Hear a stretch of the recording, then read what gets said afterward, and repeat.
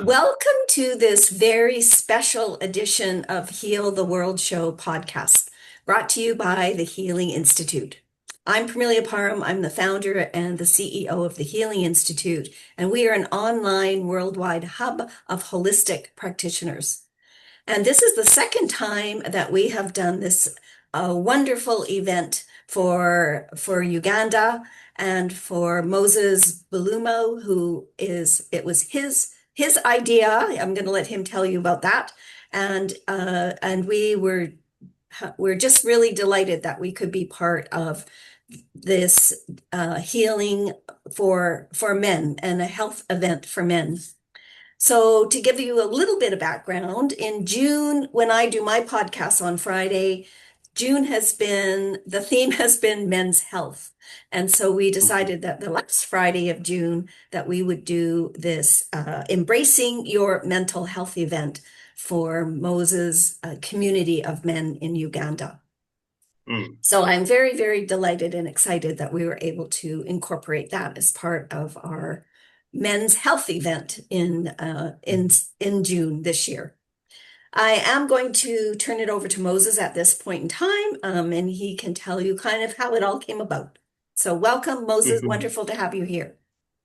Hello again, Pamelia. How are you doing? How are you keeping? Good Very to well, hear thank you. from you. Uh-huh.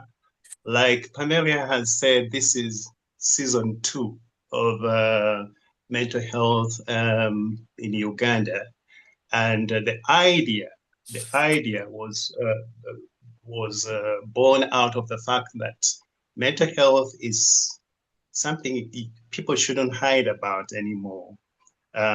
So it came about me meeting many men that were going through challenges here and there, and then getting in touch with Amelia online because I had listened to her podcast. She and I didn't know each other at all.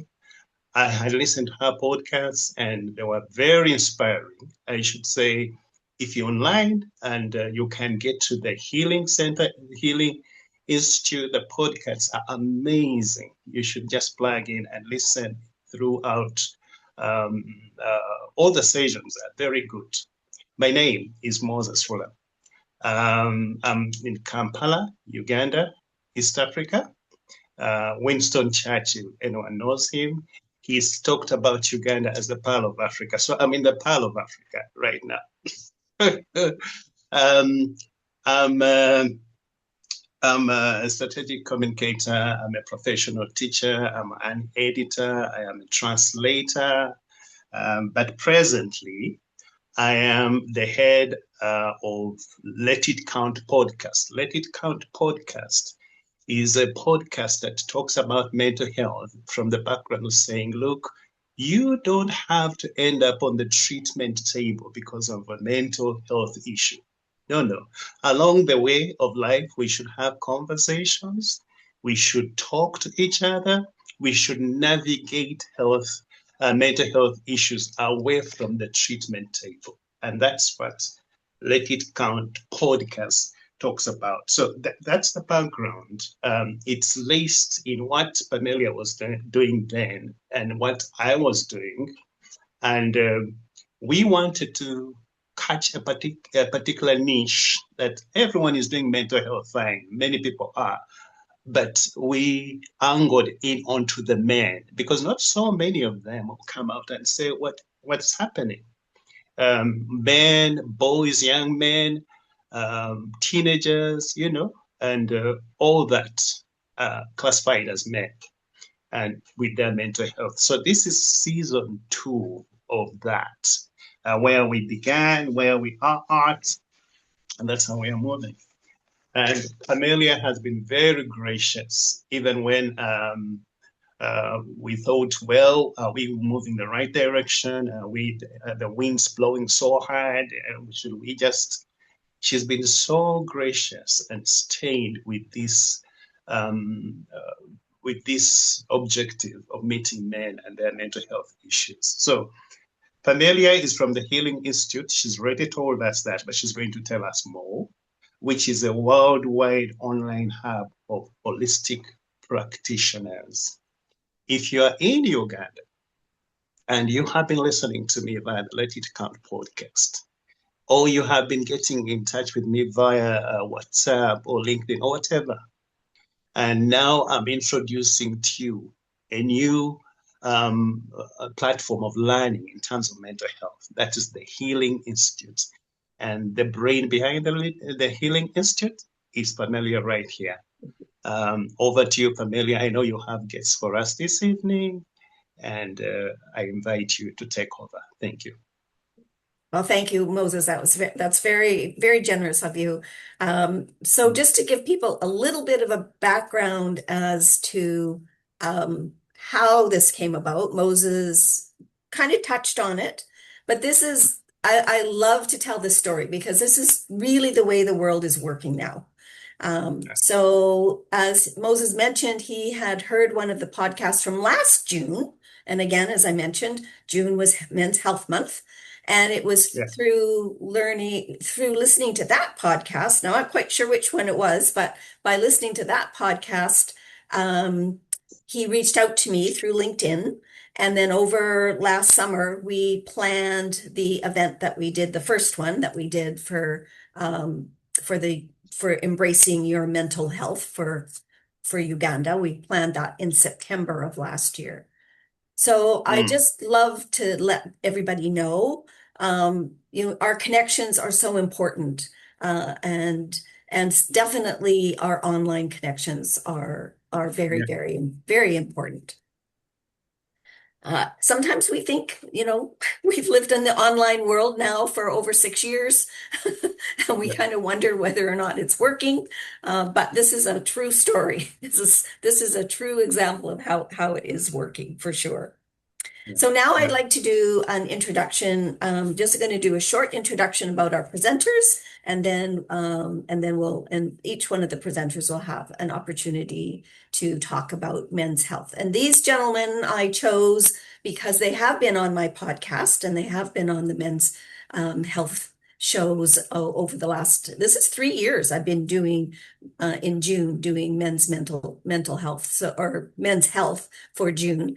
And so I chose Brian and Richard and Adrian to be part of this event. So let me just give you a quick little introduction, and then we'll do a bigger one. So Brian Baird is a transformational coach, and he is in the New York area on the East Coast of the United States. Richard Morden is a divorce and life transformational coach and creator of the groundbreaking new model called Time Sweeps. And Mhm. Richard is a Canadian, but he's living in Mexico now. And Mhm. Adrian Tracy is a successful mindset coach and consultant and public speaker. And he also has a podcast talking about mindset. And Adrian is coming to us from the lovely green island of Ireland. So we're Yeah. very happy to have, as you can see, it is global. We have people here now attending today from Kenya, from Uganda, from Germany, from England, uh, from other parts of Canada. I'm just trying to go down the list here from United States on the west coast of the United States. Marie is here. She is one of our practitioners on the website. And just a quick look here. Yeah. So we're just delighted that everybody that could make it today was coming. And I'm going to start with Brian as an introduction and a little more of an introduction. Brian serves through the effective way and be you to be free. He's been a hypnotherapist, he's a leader, he's a guide, he's a corporate and business coach, he's a speaker and an author, a media host, a social justice and environment advocate, a wellness advocate, and his favorite role is being a father. So we want our very first presenter today is going to be Brian. And because he's got a bit of a cough and cold, he sent me this YouTube video last night. So I'm going to play the video. And I have to warn you, you might want to get some tissue. So here we go. Make sure you share your screen. What happens to a man Oh, when he's all right. Let me just. I don't have a cold. I have what we call Oh, a as cough. Yeah. I have okay. a caffeine cough. Believe it or not, there is such a thing as a caffeine cough. All right. So now I'm going to share.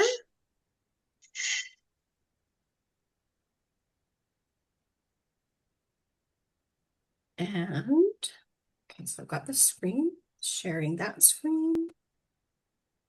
So far, so good. So far, so good. And now I just need to get to my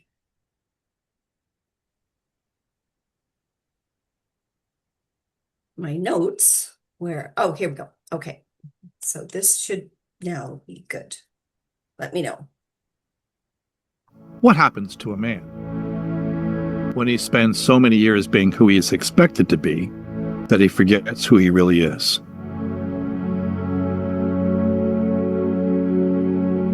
I'll say it again because this is kind of a key question. What happens to a man when he spends so many years being who he is expected to be that he forgets who he really is?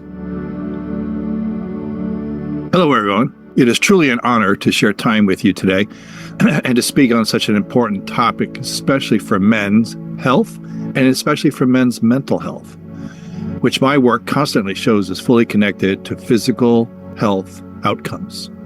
Cancer, chronic fatigue, diabetes, coronary disease, and sometimes self-destructive behaviors and suicide.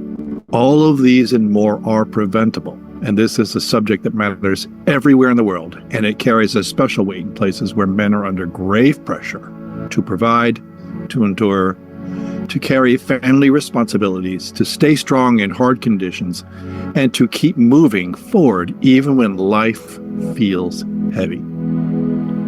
And because of my connections and work around the world, I'm keenly aware how in many communities in Uganda, as in many parts of Africa and beyond, men are often expected to be steady no matter what, to be resilient no matter what, to provide no matter what, to compete or protect no matter what, to keep their struggles to themselves no matter what, to solve problems, to hold the family together, to keep going no matter what. Of course, there's honor and responsibility. There's honor and perseverance. There's honor in being a man others can count on. And yet there is also a danger when a man feels he must always appear strong, even when he is suffering deeply inside, because then pain goes underground. And when pain goes underground, it does not disappear. It comes out in other ways. It may come out as sadness, but never gets named.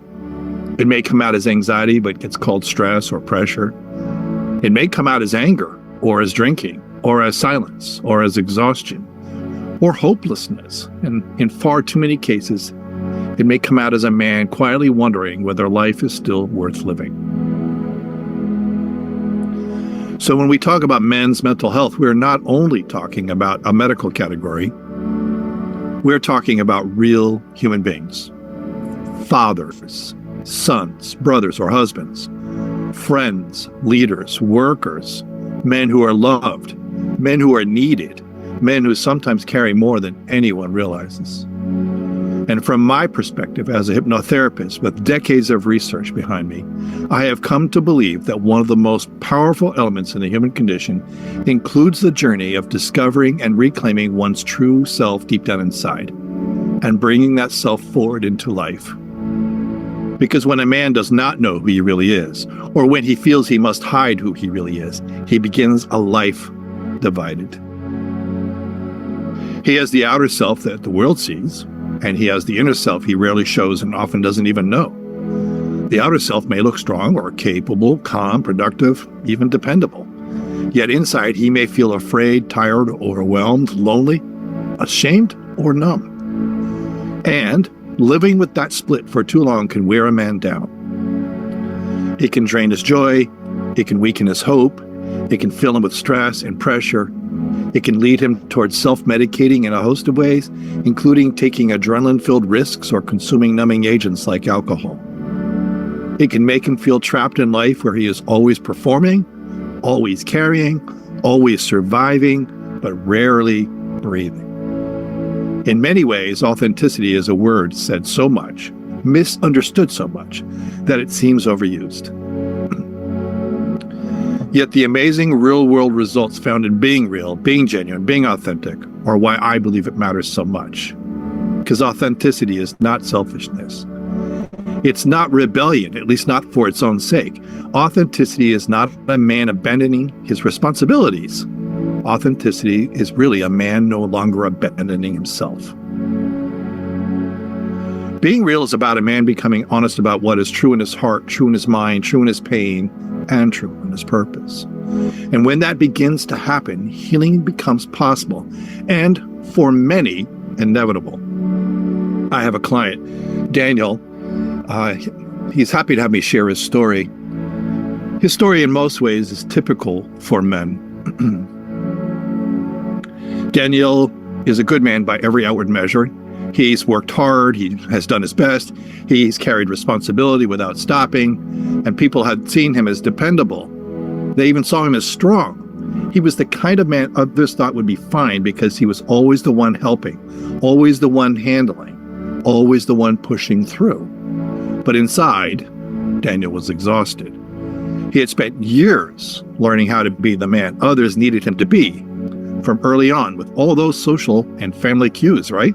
He learned that men are respected when they are useful. Men are praised when they're steady. Men are trusted when they do not complain. Men are admired when they can carry the weight of the world or pain without showing it. So he became very good at carrying without sharing. He carried responsibility. He carried stress. He carried disappointment. He carried fear. He carried financial pressure. He carried emotional wounds, and he carried all of it mostly in silence. And over time, something inside Daniel began to fade. He no longer felt like himself, though he could not fully explain what that really meant. He was functioning, but not feeling free. He was surviving and not really living. He was present in body, but absent in spirit. And he had become a performer in his own life. And as it happens for many men, that inner pain began to show up in ways that were easier for him to hide than tears. He became more irritable. He withdrew emotionally. He felt anxious, maybe calling it stress. He felt low, calling it fatigue. He lost hope at times, though never said that out loud because it would be dangerous to do so. And he began relying more on alcohol, not because he wanted to destroy himself, but because he wanted just a few moments of quiet inside his head. This is an important thing for us to understand because can do so with compassion, because many destructive behaviors aren't intentional. They're just reactive efforts searching for relief. People approached Daniel out of their own frustration, saying they were trying to help him when they were really trying to manage his energy to their needs and wants. Yet, Daniel did not need more judgment. He did not need more shame. He did not need another voice telling him to be tougher. What he really needed was a safe place to stop performing. He needed a meaningful chance to meet the man beneath the roles. And when Daniel was able to find that place and pause, that became the beginning of his healing. In our work together, I prefer to call it playing together, he began to look inward. He began to notice the unhelpful beliefs he had been living from for many years. My value is only what I provide was one thought. If I disappoint people, I will lose love was another. My emotions are dangerous, something we often actually get told. If I ask for help, I am weak. If I slow down, everything will fall apart. I must carry this because no one else will. I must carry this alone. These beliefs were not random. They had grown out of his life's experiences, the family patterns, his own survival, the pressures of life and disappointments, and the expectations placed on him as a man by others. But even though those beliefs had helped him survive, they never helped him live well. Slowly, Daniel began to discover something powerful, though. Beneath the fear, beneath the pressure, beneath the coping, beneath all the roles he had been playing, there was still a true self inside him, a true version of himself. That true self had not died. It had just simply been covered over. And that deeper self was not weak. It was thoughtful, it was caring, it was sensitive, it was resilient in a healthier way. It was capable of truth. Accordingly, he was capable of all of these things and more. As he reconnected with himself, the deeper version of himself, things began to shift. He did not become perfect overnight. That is not how healing works. But he became more honest. He began to tell the truth about what he was feeling. He began to set healthier boundaries. He began to say yes to what worked for him and no to things that threatened his peace. He reduced his drinking because he no longer needed to numb himself in the same way. He started responding instead of reacting. He found language for his sadness. He found room for his grief. He allowed himself to be a human, not just a useful tool or machine. And as that happened, his hope returned. Not fantasy, not denial, just real hope. The kind of hope that says, my life does not have to keep going this way. The kind that says, I'm more than my pressure. It also says, I do not need to disappear in order to be a good man. The kind that says, I can be responsible and still be real. That, to me, is where authenticity becomes medicine. Because when a man is no longer fighting himself every day, many good things become more possible. He can think more clearly. He can make better decisions. He can care for himself better. He can love better. He can father better. He can lead better. He can work better. He can ask for help earlier. He can choose life-giving responses instead of self-destructive ones. This is not just about him and his feelings. This is about families. This is about homes. This is about children watching what true manhood looks like. This is about communities, even nations, becoming stronger because men are healing, not just enduring. A healed man can still be strong, yet it is a different kind of strength. It is not the strength of pretending, it is the strength of truth. It is not the strength of suppressing every emotion. It is the strength of knowing yourself and not running from yourself, including understanding your feelings. It is not the strength of carrying pain alone until you collapse. It's the strength of reaching out before the darkness becomes too much. I remember a particularly self-reflective moment in my life, one of my own meet myself moments. I was a fairly new father with a 20-month-old little girl. I looked at her and I wondered if I was the man she needed in her life, as a guide, a mentor, a father. Was I a man that would serve her? Or was I going to be the cause of her future therapy sessions? And in that moment, I found that change was in order. It was long overdue, in fact. I was not even close to being what my daughter needed, and by extension, what I needed for myself. Not because I was a bad guy or lazy or troubled. It was because I was trapped in the stories and expectations of others and living to those. Not for being the best version of myself. Being myself for myself and for my daughter. This began a journey of change.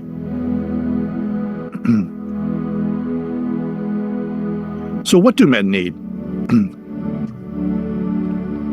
They need spaces where they can speak honestly without being shamed. They need community. They need language for what is happening inside of them. They need support that respects their dignity. They need examples of manhood that include courage, tenderness, self-awareness, and emotional truth. And they need permission to be real. And perhaps of all the things that we have to focus on, men need to know this. A man does not become less of a man by telling truth about his pain. He does not become less of a man by seeking help. He does not become less of a man by reconnecting with his own heart. In many ways, that is where true strength begins. So my message today is simple. Men's mental health is much more than preventing crisis. It is also about restoring wholeness. It is about helping a man come home to himself. And when a man comes home to himself, he becomes less likely to drown in hopelessness, less likely to hide inside alcohol or other forms of escape, less likely to live in silent despair, and more able to meet life with dignity, clarity, courage, and constructive action. Authenticity is not a luxury. It is absolutely essential. It is about healing and freedom and self-care. And for many men, it is about stepping past survival to fully live, thriving. I'm Brian Baird from Be You to Be Free, and my life's theme is to positively touch the lives of all who I meet. And I would love to explore deeper connections with each of you attending this event. And I welcome conversations with anyone looking to explore men's mental health more deeply. For whatever reason that works for you, let's connect. We'll share the link or a QR code for us to do that scheduling. Thank you.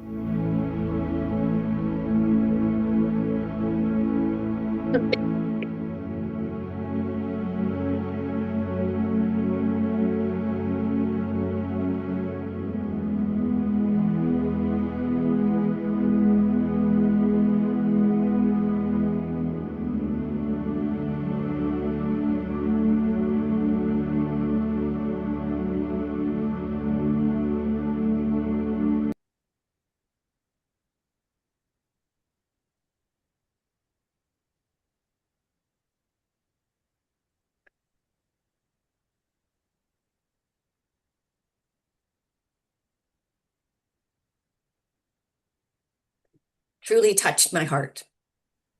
That was beautiful. Question is does it help? Well, let's ask Moses and Kiza. Kiza was sending you lots of love and a thumbs up.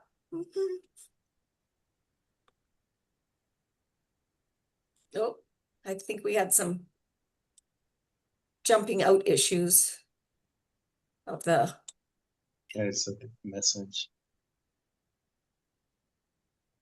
Very deep. Very deep. Brian, I like it when you said men are respected when they are of use. And what society has written down things that they think when a man does this, they're useful. When a man doesn't do this, they're not useful. You touched it so well. Men are respected when they are of use. I was talking to a lady last month who said her husband, now this is about the Ugandan culture, and I think Brian knows a little bit of the Ugandan culture. Her husband doesn't have much, so the in-laws don't take him seriously. And it's not his problem. I mean, they're doing all that they can do to pull resources together. But because they don't have, like Brad has just said that, they are not regarded as useful. If they're the last people to receive information when something has gone on in the family. They're the last people to be checked on if there is pain in the family. What you have just said through that video, and I'm going to play this video over and over again to many men, is the heart of the man and the beginning of many mental health issues in a man. It's a rejection. It's a rejection. And the work with your client, embracing themselves, coming to know that you can either disappoint someone so that you are. Because I'm learning that disappointment is required for my mental health. I don't have to say yes, yes, yes. But the strength of saying no, even when the answer is expected to be yes, is a it's a good step in the right direction in terms of mental health and mental wellness. Brian, thank you so much. Thank you. So we'll put if it's all right, Permelia, is there a message board where we can put that video for others to share? I will, Okay. I'll be sharing it when I share the, when I share the whole video. And I appreciate you letting me do a video because I've been like, bleh. Well, Thank you for those kind words, Moses. Thank you. So yes, and Brian put his contact information, his link, his Calendly link in the chat. So for anyone who would like to connect with him, please connect on his scheduler. I would love it if somebody here, I would joke and say I'm a lonely dude. I'm actually super busy, but I'm super busy making connections. So if you turn out to be one of those connections, I'm ecstatic. So. Yes. Okay. I was listening to that last night and I have to say I needed to grab my tissue at the end, by the end. It was very, very meaningful. So thank you, Brian. Is there any guy here? I just out of curiosity before I go, sure. I'm not leaving, but I'll put myself on mute. But is there anybody here who's a man who didn't feel the pull of the truth that was in there? Not that I'm just like pointing out, our healing is in the truth. So I'm just wondering if anybody else felt that. Raise your hand if you did. Okay, thank you. Beautiful. And there was a quote that I found the other day. Now, this gentleman, his name is Victor Fontanes, and he's a barber, a motivational speaker, an entrepreneur, and he has a new book coming out called Stay Planted. And this is what his quote was: "The strongest thing a man can do is ask for help." And I think that's so very true because, as Brian was saying in his presentation, most men don't ask for help because it's seen as a sign of weakness. It is true, though. Men are not allowed to ask for directions. That's a different story. We're not allowed to. That's a completely different area and another podcast that we can do. But yes, Sandra. Yes, there's a few things that I'd like to say before we moved on. And yeah, once again, Brian, it was just was a heartfelt message.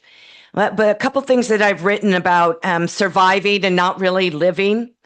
And the pause that you took when you said, to meet the man beneath the noise, to meet the man beneath the mask, where authenticity became medicine. So I thought that was really interesting to look at that in perspective.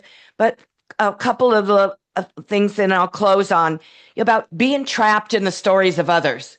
And I think in some of our other network, we just talk about the generations, the same patterns, the same conditions, the same generations. But giving everybody the permission to be real. So I think it's a really important message, not only to men, but to the women of the world too. Thank you, Sandra. Mm-hmm. All right. Well, our next presenter is Richard Morden. And as I mentioned earlier, he's a Canadian living in Mexico. And as a high-impact divorce and life transformational coach, he specializes in helping driven individuals bounce back stronger after personal and professional upheavals. And I think as entrepreneurs, we can all identify as driven individuals most times. So whether it's a failed business, a broken relationship, or a chapter that people are struggling to close, this is where we reshape our future. And as I mentioned, as you can see behind Richard, his background, he has this new model of time sweeps that helps create rapid change, speaking about reshaping the future after personal and professional upheavals. So welcome, Richard. We're so delighted to have you here on the podcast today and talking about men's mental health. Thank you very much, Parmelia, and a great talk, Brian, too. There's a quote here, what Brian led into, but it says, the less you are, the more you become. You've been given these roles to play, all of us. I say we don't live with trauma obligation. When we stop being the obligation and start being ourselves, there's more of us to show up. Now, it doesn't mean we have these roles too that we aren't, that we aren't. We are that. Yes, it's a role, but also that us. It's just sometimes we contrast in our emotional system that it's a gap. So it feels like we're faking it in many times. So, but in a sense, the kindness we have, roles we play is our truth. It just gets it becomes such a gap in our system. We can't live in two places at once. So my work is underneath all this is the emotional part. When I call when I say, how many of us had parents when we were just a child, they were down beside us cheering, my goodness, you're having this wonderful experience, how kind, gracious of you. I laugh because my dad was ex-military. Kindness and gentleness were not any part of his description.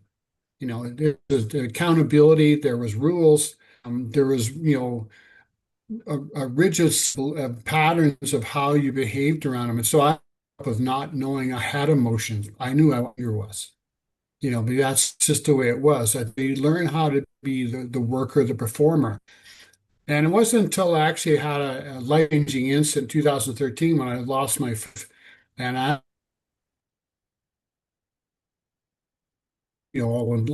and seeing loss, seeing long-term death, seeing addictions in my family, seeing addictions in partners. So I understand what it's like to live with cost in your own emotional life. And we can talk all we want sometimes of how to, and sometimes I could honestly say maybe only one has the power to change in a sense of your belief, your stance, your triggers.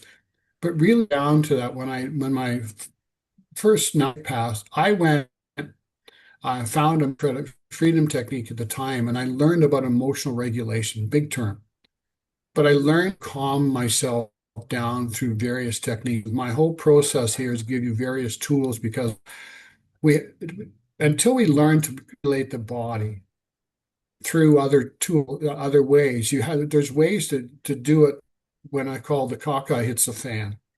Having those moments of stress and especially with children and things going on, how do I regulate myself where I'm not reacting? So I learned that all the tapping techniques in a way that I can do things in a moment. So one of them is the temple hold, and it's just thumb on each temple, and there's two lines. If you're straight ahead up and above your head, sometimes when you obviously you don't do this when you're driving. I mean, we make a joke, but it's not. When you're really feeling stressed and you put two fingers lined up atop on your temple, you can lean into something and just take some breaths. And I call it, say what's ever on your mind. Speak your frustration, speak your truth, full tempo. And Brian said too, we don't know how to be honest with ourselves, with our emotions. We've been told to go over it, bypassing. But I'm saying, what you're going to do this on your privately on, but speak your truth. What you're mad at, what's your frustration about, what's your feelings, because we don't know how to really acknowledge our feelings and emotions. We don't know how to get real with ourselves and what's really going on in our body. And I'll make another example of the technique, but this is a really good one, heavy stuff.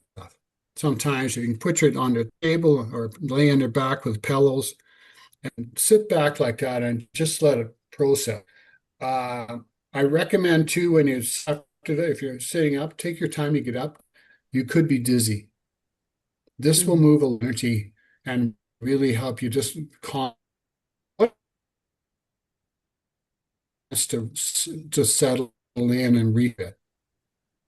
Because again, until we understand how the peaks have always been, what we've inherited, the anger we've inherited, as Napoleon Hill said, in life, we inherit our habits.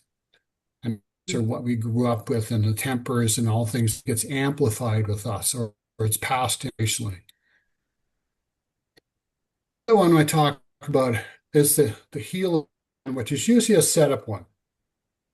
Just tapping on the heel of the hand like this on either one. It kind of interrupts the psychological revolt. It's another big word, but it stops you from your locking yourself up, because so many times we grow up able to acknowledge our emotions and we don't know how to begin. So coming in, you're just want to start tapping on the heel of your hand. Again, speak your truth. Really frustrated. I get I call it the rant. I have a nickname of the Chevy Chase rant. Is just your mind, whether go somewhere quiet and just tap back and forth like that. And just again, being truthful, being honest with your emotions, because it may take a while to get there, because it's not something, okay, how to really acknowledge yourself. We're given lots of colorful language or terms of emotional, I'm thinking of the term, the what we the mindfulness, things like that. I make that joke about mindfulness. You can be mindful until you hammer your little toe table, then all that all goes out the window because you're in pain. So when these feelings like that, you're just saying, I'm really getting frustrated, I'm mad at it. But what I want to add in here, you start to understand how to really connect your emotions in this way, or just be truthful. The next phase I want to talk about is accepting what's there for them. I just accept how and what I'm saying. And again, truthful. I'm accepting myself in this moment. I'm accepting my frustration. I'm accepting who I am. Accepting that maybe I'm disappointed. Maybe I'm disappointed in how I've been and I haven't become the person I want to be. Or we have, we're battling an addiction or battling something. We're being truthful with it, because again, there's so much in denial. And where it starts often in childhood, when children try to connect with their parents, when their parents are having some emotional, a child will naturally reach out. They have to protect them, so they'll ignore them, or they may be a bit harsh, thinking they're protecting the child. But what it does,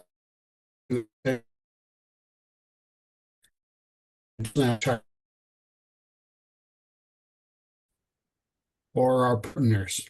How many times for men, we're feeling off and our wife is trying to reach us, trying to make a connection, and we hide because we're afraid, or we don't into our field. And again, miss them. So like on both sides, if enough times by our partner, we wall up. It's learning to be truthful with ourselves, even in the sense of every time, say, my wife tried to reach, I was feeling this pain. And in truth, we wanted her to be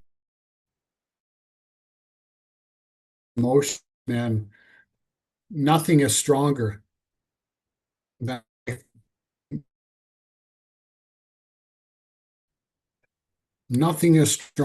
a friend reaching out, sitting beside you, and even another man at you. When we deny these things. So sometimes just allowing ourselves this vulnerability and having this of sensations, we allow that connection. We can go back. We can always, it's another brother, then we can say, hey, I wasn't ready for this, but next time in the state, please, give me something that, lets me know. We want the acknowledgement. When I lost my wife, I was really surprised in a good way. I worked with a factory, and I had so many people reach out to me, just bump into me, say, "You're all right." That meant more to me than someone saying, "I'm so sorry," or giving me. And I know it's well meant, the pity party. I didn't want pity, acknowledgement. So having that breath off, knowing when someone else is going through you again, just judgment of just an elbow or something that just tap it, or I see you, buddy, and need anything, and it's need the confrontation. Tap, lean on his shoulder. If you need something, give me a shout, or let's go have a coffee. That acknowledgement is so important for us, and especially again to our partners. And if we can, even like I said, when I was the ability to really have an argument with my wife, I grew up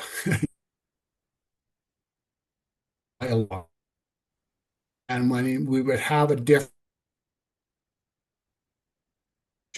just kind of way, but what I learned to do is write out what I meant and put it on paper, so I was able to say, this is what I was trying to say. This is, so that I could express what I was, because at the time my brain would freeze up. I couldn't respond anyway. I knew how to work hard, but the emotional capacity growing up to have this dialogue, I've learned it now, and it's still a progress. But I can say my second marriage many years later, we can have discussions, but it's not painful ourselves. And I think that took that time, but we had to create a safe space. But I had to create the safety inside me first, through tools, through regulating my emotions, through things so I could calm down my body, because I grew up with this intense burning anger. Like, I never hurt anybody, but man, I smashed a lot of stuff because I didn't know how to control it. So luckily, I was able to take it, going to the gym, doing things that I didn't get into any hardship response. And I was strange that way. When I did have a few beer, I actually got sleepy. Alcohol calmed me down, but I never drank much because my family knew. I love my siblings, but everything not to do. I was able to look at so many examples in my life and say, okay, let's not do that. The other one is the pause button. When we talk about this, one, hand on belly, hand on heart, and just taking some breaths. And another way, again, it's just you're just resetting, you're giving your system a chance to calm down and give yourself a pause. I call this, especially if we hit a tense moment, something's coming. I was like, well, quick belly, heart, and just some acknowledgement. I feel this tension in my body. I feel this anger. I'm allowing myself, because what this does when we can choose response instead of react. Every time we can choose a response, we build what I call that legacy inside ourselves. Because suddenly we're learning to trust, because we know when we react, we come back and we're hard on ourselves. Why did I do that? Why did I do that again? It's such a repeated pattern. Interrupt those patterns with a pause. And I can feel, just give me a moment, please. I need to just talk.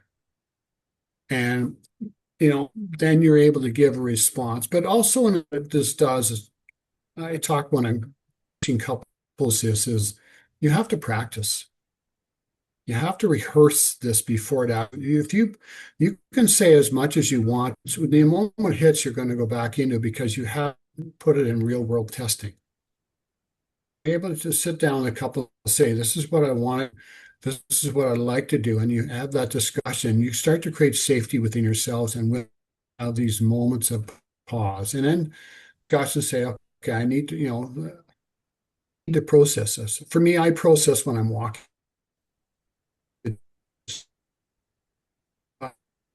Talk myself through things. So I do a lot of my own emotional regulation, but another time I will create that pause. Okay, I stop here and then come back and finish this. We're not meant to finish every tense moment. At least we can hold space with each other and respect each other. And in this moment, we're working ourselves. We're giving ourselves this chance to and again, that you come back and you look later on, especially with dealing with kids. I did, example with my time, and it was a long time ago. Bad mom was really adamant about, having school marks in school, and she looked at him and she shamed him right off the bat. What the heck were you thinking? And she went into some other stuff. And the moment he said, "What were you thinking?" I knew he had shut the door. And And she turned to me and said, "You got to say something." I said, "I will." It took me 2 days because I will. I was, and I thought, I will not do that to my kids. So 2 days later, I'm walking by his room and I saw him sitting down. I said, "Hey, can I talk to you for a minute?" He said, "Sure." I said, "Just about your report card." I said, "Look at it this way." I said, "Your mother and I have jobs and we have performance reports. So we have to put down goals and plans like that. And it's kind of like a report card, and we're responsible for that. And we have quarterlies and just like what you have. So, if we do poorly, at the end of the year, we may not get a raise. So this is our income, how we support ourselves. And we did really poorly, we could lose our job. So just look at it as a life skill. Okay. And I did just sitting beside him. I wasn't staring, I was just talking out. I said, "Makes sense?" I said, "Yeah, you good?" "Yeah." I said, "Good, I love you," and left. Good about myself because I just made an example that wasn't projected at someone. I just had some clarity, but I still smile because I still feel good. And he just didn't, he just accepted and went on to, have a great life. I didn't believe in the shaming and all the ways we were attacked and things like that. Again, I love my parents, but I knew what not to be. I found other examples that guided me to more of a compassionate and caring through other families. And sometimes I always say, maybe your family silo that you can learn from and maybe require you to go somewhere else to really learn the skills you want. I had another guided me, took me under the wing when my, long story, but my mom died back in 1970. Family brought me in and gave me what I didn't have. So there was an example of what I could be. And again, all these tools of what I call the resets of how to just yourself in the sense of ways. One is what I call the depersonalization. Maybe you're driving, and we all we had a lot of verbs and adjectives in there. So angry, identify with it. And what if you change to saying anger? And you start to move yourself away from that and feeling this sensation of anger. And then you move it back in. This person, Richard, is feeling this, is having this experience of anger. Is witnessing having this experience of anger. And so that often helps us move out of the envelope of it into an objective viewpoint. And just having that, and it's almost funny because you realize your system calming down, and it's like it becomes a joke. Have that be that authority to be able to do it. And it said, the big word is authentic in there. You start to be more of yourself, realizing these emotions come in, but I can really look at them in different perspectives. And I'll acknowledge him sometimes what the trigger. One of the quotes I said, want to change our relationship to provocation. That's another whole sequence of stuff I've created like that. What is this? What was it that I was so, because we're habitually, again, trained by what we grew up with to have these emotions and getting frustrated by them and feeling overwhelmed. Therefore, we have to react with them as we were to react. We don't get to choose ourselves. But when you start either regulate or depersonalize yourself, you get another viewpoint. And then you get a chance to look at what the trigger is. Relationships are 1,000 nuances of interaction, voice, tonality, stance, all these things that we don't realize cause us to feel this gritting sound in our situation, and we don't know how to respond to them to address it. Now, it takes time with the emotional regulation to learn to, you brought something home, it wasn't what you wanted. Your wife gets, he says something rather terse or abrupt at the time, and I used to bother me as well because, and I thought, well, hang on here, like, why am I getting it? Why does this irritate me? And two, I created a response and not a reaction. Because man, the running joke is, if you want to hide something in men, just move it to something else. We'll never find it.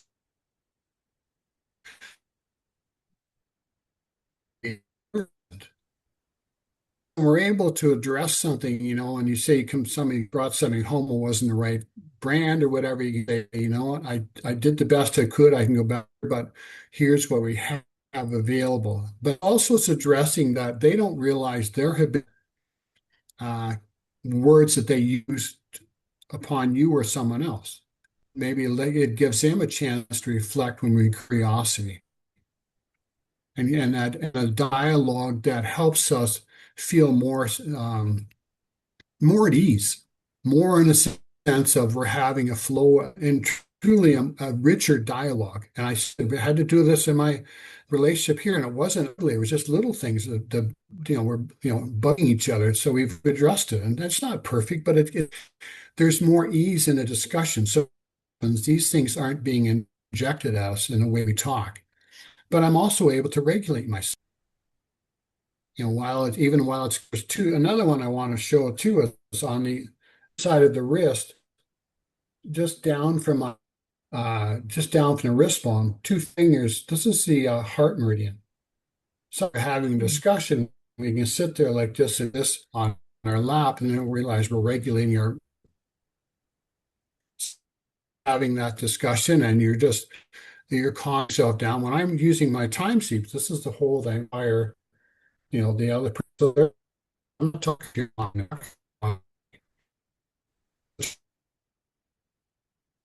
sensations, but when we can regulate ourselves and we can feel more ease, and again, gives us more of ourselves to be able to speak, more of our mindfulness to come to facilitate the language we need to ourselves and our partners, and around us so we can be calm.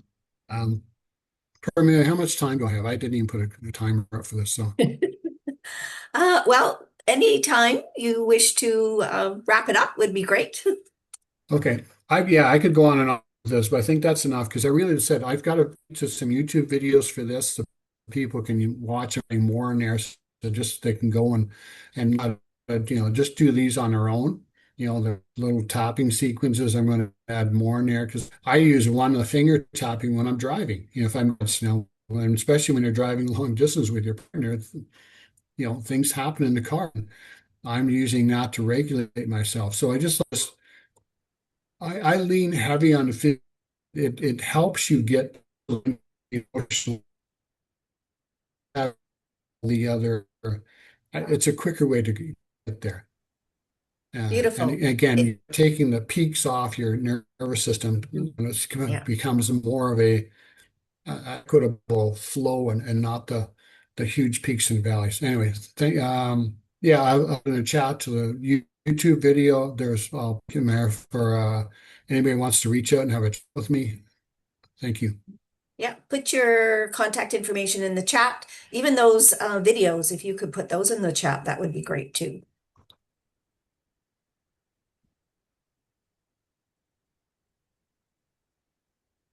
Thank you. Thank you, Richard. Very, very insightful. Anybody have any questions for Richard or comments you'd like to make?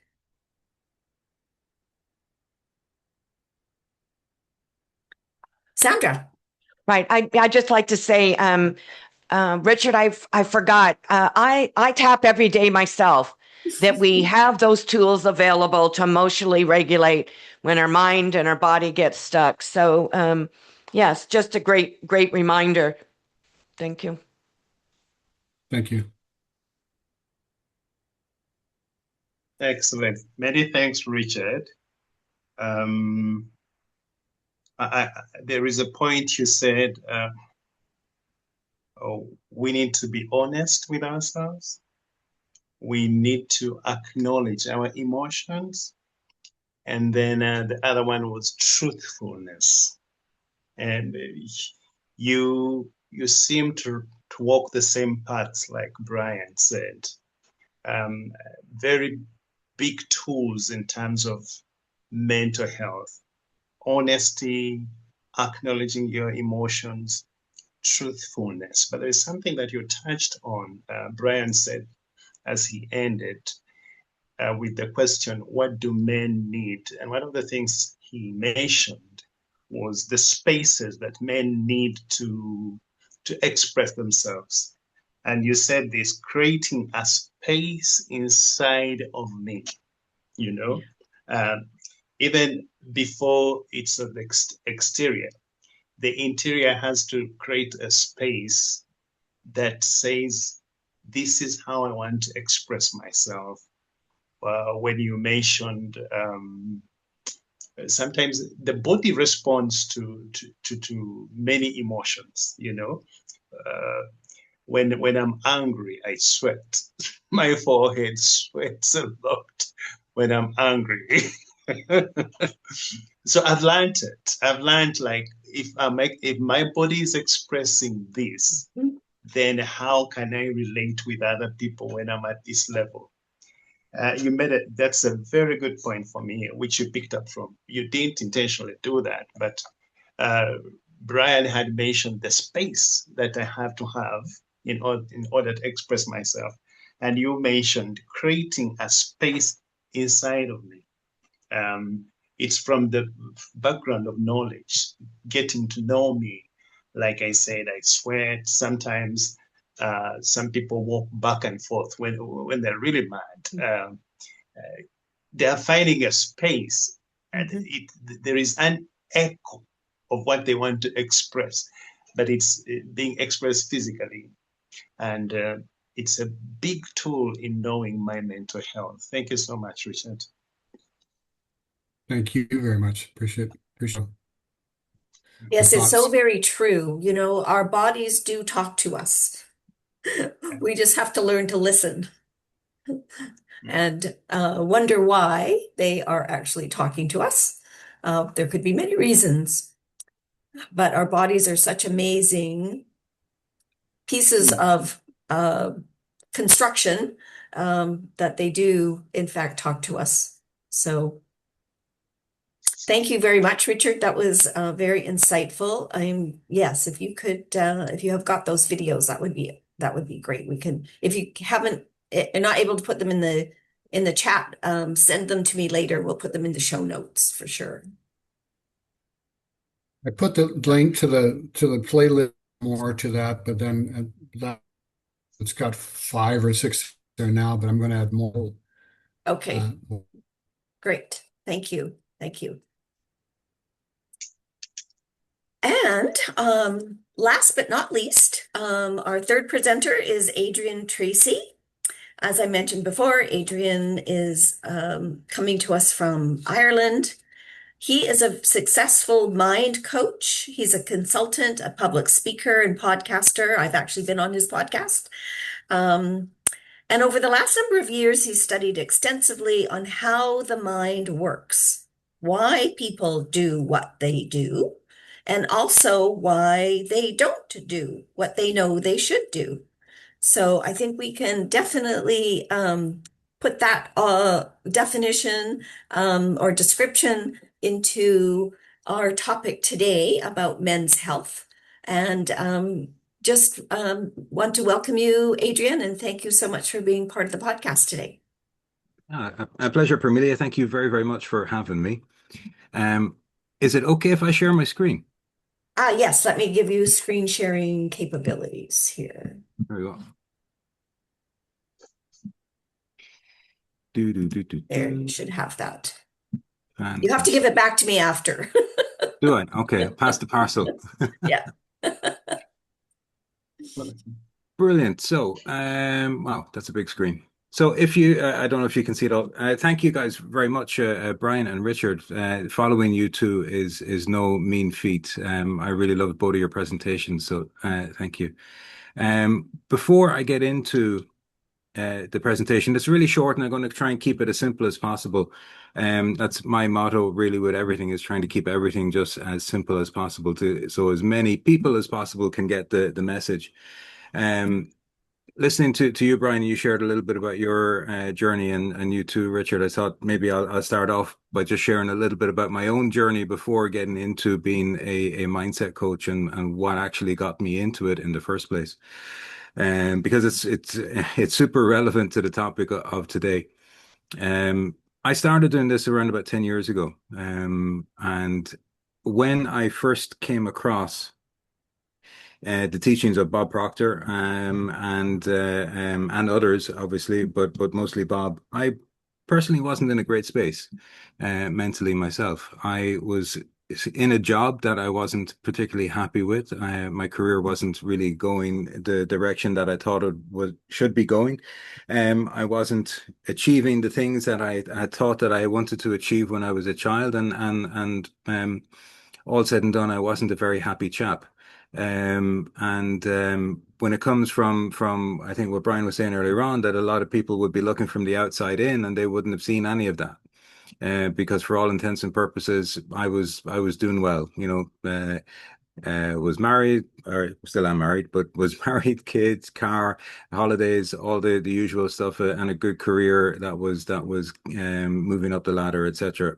But still at the inside, I felt completely empty. I was not doing what I felt I wanted to be doing, and I wasn't where I wanted to be, and I couldn't figure out the why.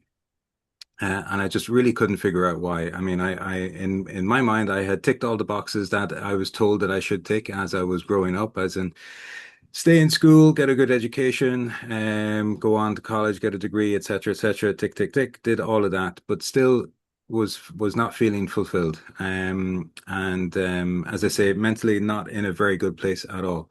And then I was super lucky to come across Bob Proctor. One morning, I was sitting in Dublin Airport, getting ready for a flight to Germany, I think it was. And at stupid o'clock in the morning, came across a book from Bob Proctor, picked it up, bought it, started reading it, and the rest is history. And so I really owe a lot to the teachings that I'm going to share with you guys today. I'm going to try and keep it as concise as possible. And it's really about understanding how the mind works, because my tagline that I use on everything is understanding is the key to success. It doesn't really matter what it is that you're trying to achieve. It can be anything, whatever your goal is, but you need to understand or have a certain amount of understanding on about the mechanism, about what's going on inside of you, if you want to change something. And yeah, so without any further ado, we'll move on. So, what does success mean to you? Success is something that's completely different for everybody. It's a very, very personal thing, and I'm pretty sure that nobody else on the call here will have the same definition of success as what I have, or what success means to me. But what I like to use is this simple definition, which is success is the progressive realization of a worthy ideal. I think Richard mentioned Napoleon Hill earlier on, and then we also have Earl Nightingale, who wrote The Strangest Secret, and this is his definition of success: the progressive realization of a worthy ideal. And I think that's super important, because for too often, I think the message comes across. I'm sure it's to men and women, but from my own perspective, I can't really say how women think. But as men, we're taught that it's when we're at the pinnacle, it's when we're at the top, when we've achieved what it is that we want to achieve, we're a success. But up until that point, we're not. Whereas really the way that I look at it now, the progressive realization is every step that you're taking towards whatever it is that you're aiming for is a success, because you're doing something, you're moving, and you're moving forward. So why are people not successful? I have a really short three reasons as to why people are not successful. And reason number one is that most people don't have a goal at all. I think this is something you could do really easily, and you could stand on a street corner and stop 100 people who go past, and you could probably count on one finger the amount of people who would be able to say that they have a goal, and that goal is written down, and they're working towards it and taking steps towards it. I feel that a lot of the people that I talk to are just surviving, just existing, just sort of aimlessly wandering, like a ship lost at sea without a captain. It's heading in a direction, but there's no control over what that direction would be. So most people do not have a goal. And as humans, that's not a very good thing for us because we're goal-seeking organisms. We want to be aiming towards something. We're happier when we're aiming towards something. When you don't have something to look forward to, or you're not planning towards something, you're much less happy than what you are when you're actually moving towards something. So if we have nothing to aim for, then we don't know what they are doing. If you have nothing to aim for, you're just existing, as I said, not living. Um, and they're not emotionally involved in anything. I think the two gents also spoke at length about emotions and about how important our emotions are and to recognize our emotions. But if we're not don't have that emotional connection, let's say like Napoleon Hill talks about this burning desire in order to achieve something, well then life can be quite boring and quite tedious if we're not moving forward and we're not going into a certain direction. So when it comes to goals, Bob used to always teach about three different types of goals. Type A goals, which are doing something that you already know how to do. Again, it's not a stretch, it's not a growth goal. And that's the whole idea about goals. The idea of a goal is not necessarily to get £1 million in the bank, but it's about trying to better yourself, to be a better version of you tomorrow than you are today, etc. And each day to try and continuously improve yourself. Type B goals are logical goals. They're ones that you think, oh yes, if I do the X, Y, and Z, and then I'll be able to achieve it. But this is the one where we want to be. Type C goals. These goals that are that want that you have, not a need that you have, but a want that you have. Something that you really desire. Doesn't matter whether you have any idea whatsoever as to how it is you're going to do it. Doesn't matter. As long as it is something that you want, and you start taking action towards it, then you will be able to achieve it. You have the ability and you have the capability to do it. Whenever you do decide what your goal is, the first step to achieving anything is deciding exactly what it is that you want. A lot of people say they don't know what they want, and like Esther Hicks, I don't really believe that. I believe that people don't give themselves permission to actually articulate or to say out loud what it is that they actually want, for fear of being ridiculed or for fear of having people, as we say in Ireland, take the mickey out of them. But deciding what you want is step number one in achieving anything. Nothing happens until you make a decision. Now, once you have decided what it is that you're going to be aiming for, you're going to ask yourself these two questions. One, am I able? And two, am I willing? Now, when it comes to the ability, I firmly believe that every single person on the planet has the ability to achieve whatever it is that they actually want to achieve. They say that they really actually want it. And the only thing they have to decide is what are they willing to pay the price in order to achieve it. Now, sometimes the price may be an actual price. It could be, that you have to pay to educate yourself or pay to do something to achieve what you want. Or in other words, it could be a way to stretch yourself to grow, and am I willing to invest the time that I need in order to become the best version of me so that I can actually do what it is that I want to do. And so whenever it is you're deciding on your goal, those are the only two questions you need to ask. Am I able and am I willing? I talk, and I'm going to go through this one really quickly, but it's what we call the knowing doing gap. We know an awful lot of things, and we have an awful lot of knowledge, and everybody gathers an awful lot of knowledge in our conscious minds, and that's our logical mind, our thinking mind. But it's how do we actually apply that knowledge? Yeah, the application of it is what is really going to drive people on to success. So knowing doing gap, we tend to, and as we get older, obviously we've gained more knowledge through all of the different things that we've done throughout our lives. So we're actually constantly expanding that knowledge, but we probably are applying less and less of it. A really good example of this is there's a fantastic book called Rich Dad Poor Dad. Robert Kiyosaki wrote a really good book, and he explains the difference between his highly educated poor father and his uneducated rich father. What happened was the poor dad, who was highly educated, knew everything, but wasn't actually able to put that knowledge into practice, whereas the uneducated rich dad was he didn't have the same inhibitions. He just went out and he did, because he took action over thinking about it. So thinking is super important, and you need to control your thoughts, but you need to put things into action in order to get them going. So we put too much emphasis on knowing things. As the saying, by their fruits you will know them. And people know how to do a lot of things, but rarely do they do what they know how to do. I've got too many little words in there. Why you don't do what you know that you should do is all down to your paradigms. A paradigm is a bunch of habits together. It's essentially, I always use the image of a mobile phone because nearly everybody has a mobile these days. Your mobile phone is the hardware. Your body is your hardware. Your software that runs the mobile phone is your paradigm. Yeah, that's the operating system that runs this fantastic machine. I think Permelia, you said it was a great machine that we have, and it is. It's an amazing piece of machinery. But the operating system is our all of our paradigms together, and we all have many different paradigms that have been built over the course of our lives. The older we are, the more of these paradigms that we have. Some are good, some are bad, but it's about identifying which ones that we want to change. And then we'll install a new app. Yeah, we'll go to the App Store and download a new app onto our operating system in order to get a different result. So the paradigm is your mental program and controls 90% plus of what you do every single day. Most of what we do every day is habitual. Think about it. You get up in the morning, you go brush your teeth, you go to the bathroom, etc. Everything that happens on autopilot. We're not thinking. But if we want to do something different, then we need to have a different paradigm.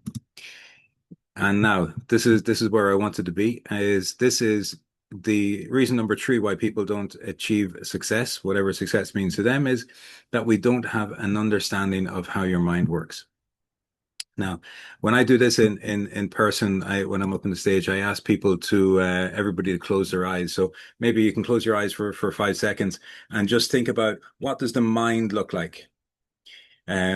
We think in pictures. Everything that we do, we think in pictures. Everything we create a picture of it in our mind, first of all, and then we create it in reality. So everything that we do, we think in pictures. If anybody has a picture of the mind, it would be fantastic, but we really don't, because nobody's ever seen the mind. Until sort of the mid 1900s, a guy called Dr. Thurman Fleet came up with a fantastic image of the mind. But when I ask this question, this is what most people think about. Now, it's a funny looking brain, but it is a brain. But the brain is not the mind, and the mind is in the brain, but the mind is actually also in every other part of our body as well. But so the brain is an electronic switching station, and it's an amazing machine, and it sends the electrical impulses all throughout our body to get us to do everything that we want to do. But the mind is what gives those instructions to the brain in order to make those changes and make those moves. This is the image I was talking about. Dr. Thurman Fleet drew this image here, which my girls call Daddy's Fat Stick Man, but Dr. Thurman Fleet simply called it the Stick Man. But understanding your mind is the key to achieving anything that you desire. And I'm going to go into a little bit of detail on this here. Important to understand that the body is an instrument of the mind. The body does exactly what the mind tells it to do. Your thoughts control your beliefs control your actions, and your actions determine your results. I remember from secondary school physics or science, it was for every action, there's an equal but opposite reaction. So whatever you put out into the world is what you get back into it. So that's the result that you get, but all of those results start up here with the thoughts that you have. Now, here's the mind in a little bit more detail. We're going to explain it. The big circle on the top is the mind, and the small circle down the bottom is the body. The body is an instrument to the mind. The body does what the mind tells it to do. We're drawing a line across the middle here because essentially we're going to split the mind into 2 different parts. I'm not a psychologist. I'm sure a psychologist would tell me there's plenty of other different parts to the mind, but I'm on a mission to keep things simple, and I can do 2 different things. We have the conscious mind and we have the subconscious mind. And then the body. So the conscious mind is the thinking mind, it's the logical mind. This is where all of the information that comes into you from how you hear, see, smell, taste, and touch, all of the information that comes into your conscious mind. You think about it and you either accept it or reject it. You have the choice, you have free will in the conscious mind. And in here, you then also have, these are your external, your physical senses, but up here, then you have your superpowers. So the memory, reason, will, imagination, and intuition. Those are your superpowers that live within your conscious mind. I'm flying through this, so I apologize in advance, but it will take about an hour to go through this in great detail. So your emotions, this is where your emotions live. Your emotions live in your subconscious mind, because everything that your body does is always controlled by your emotions and controlled by your paradigms. That's what also lives down in here. So your beliefs, your mindset, your habitual behavior, the image that you have of yourself. I think Brian mentioned your true image of yourself, and that is all that is one of the biggest things that controls everything that you do within your life, is the image that you have of yourself within yourself. And Dr. Fleet was a plastic surgeon, and he wasn't. Maxwell Maltz was a plastic surgeon, and he would talk about the self-image and the outside image that we have, the one that we project out to people, how we physically look, and then the inside, the self-image, which is the one that regulates and controls everything that we do on a daily basis.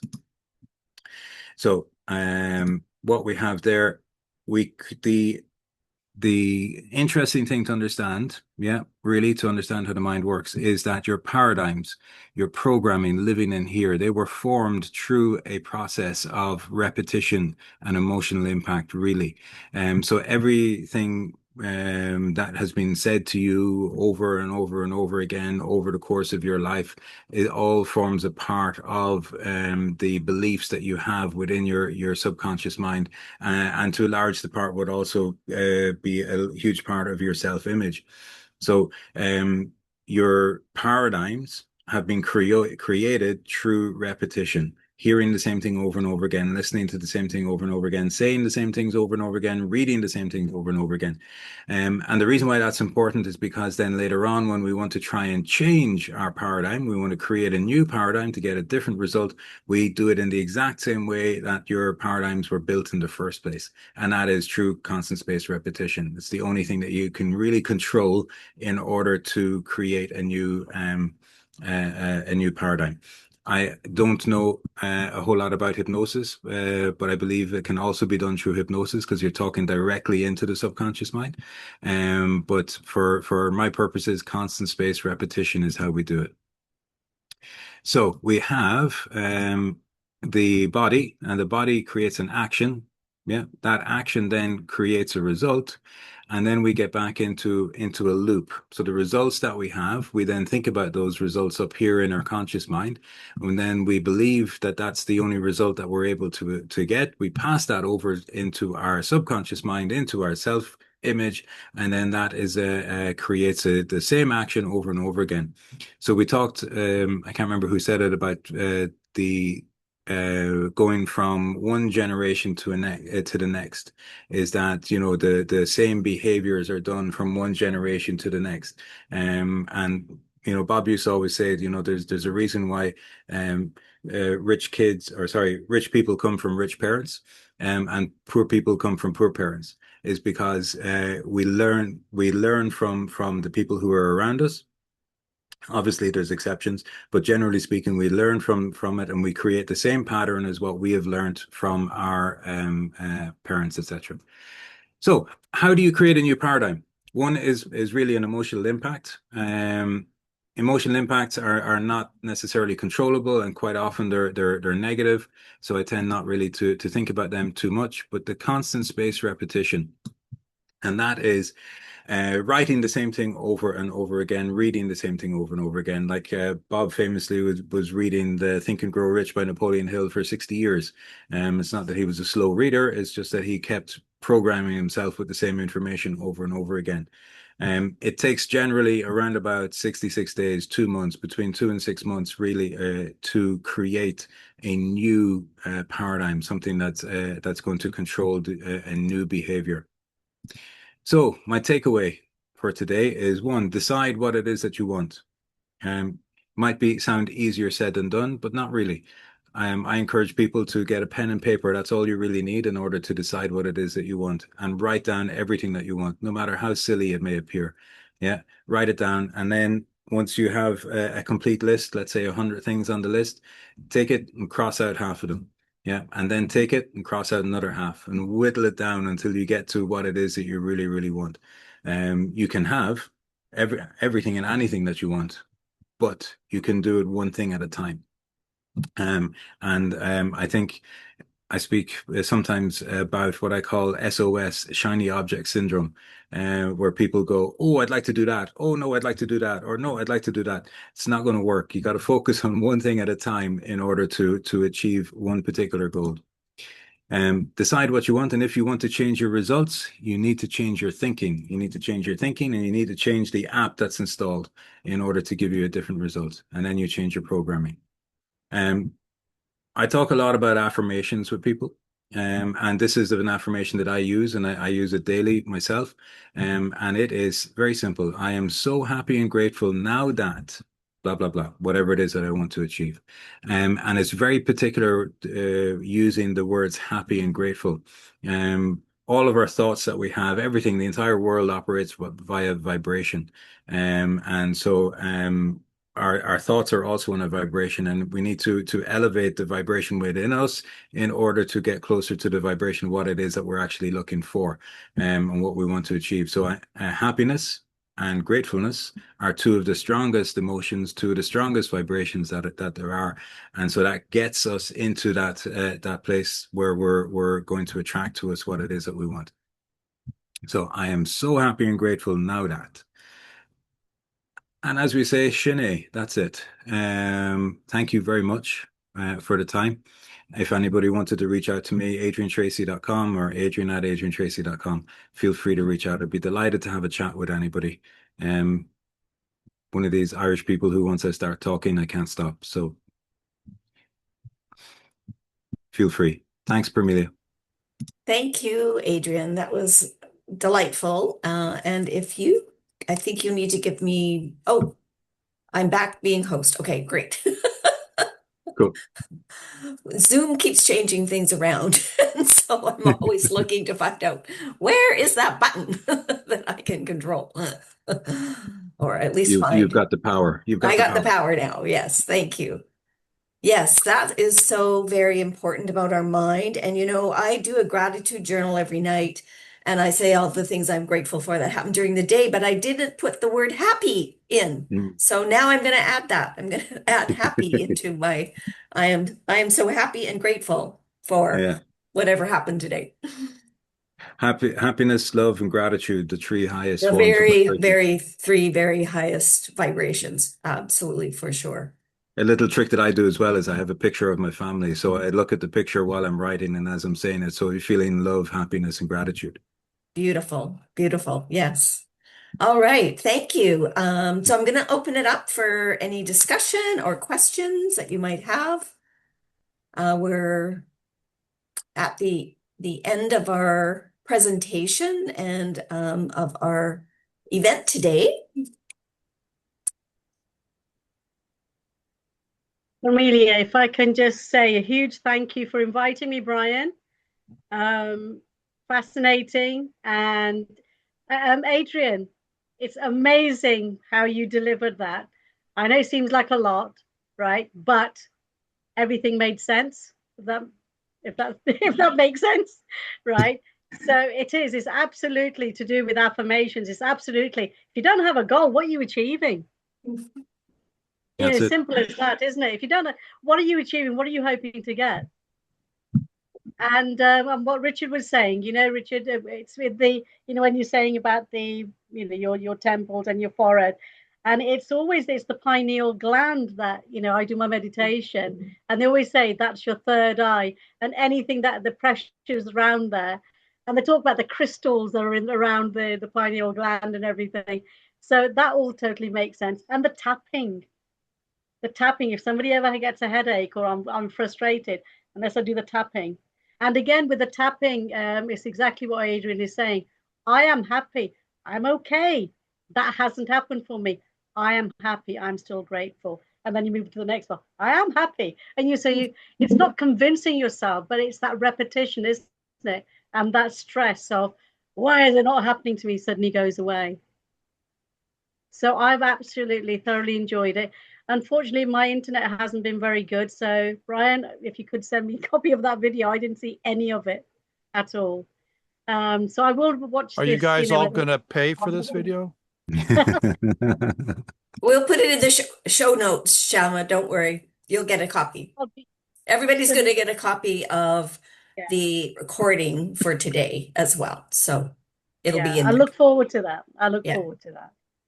All right. Thank you, guys. Thank you for inviting me. Oh, thanks everybody for coming. Yeah, we're very, very grateful that you were able to take the time to come today. Any follow-up information or comments you'd like to make, Moses, before we say goodbye? Yes, I'm happy and grateful. Adrian, there, you learned me something. I've always known there is what they call the knowledge gap hypothesis, but now Adrian brought in the knowledge doing gap, of his point of his first point, which was what's your goal? But then there is the knowledge doing gap. You learned me that today. I have always known the knowledge gap hypothesis. You have the knowledge, they don't have the knowledge, there is in between, but the knowledge doing gap, which is a big problem for us men. Sometimes we pile up a lot of knowledge, but then a paradigm shift again. Shifting from knowledge to doing can be a challenge. You could stay at the point of knowledge, which is a very comfortable place. It's like you magnet knowledge continuously. But then you said, what do you want? Change the thinking paradigm, change your programming. Having a paradigm shift is one of the most challenging things for the men that I've been talking to. My forefathers did this.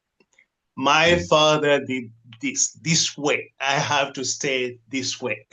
It doesn't matter what you try to tell them, but you can do better if you did this. They stay at the point of knowledge.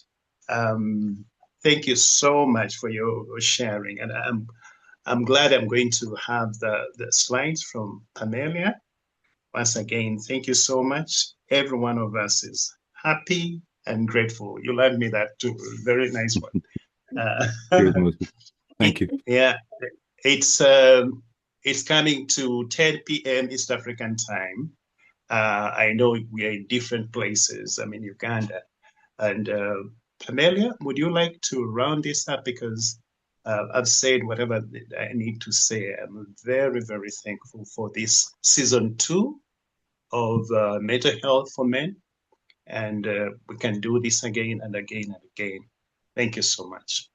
Absolutely. Yes. Yes, I'm very happy and grateful for everyone who came today, all of our participants, all of the presenters who did a fabulous, fabulous job.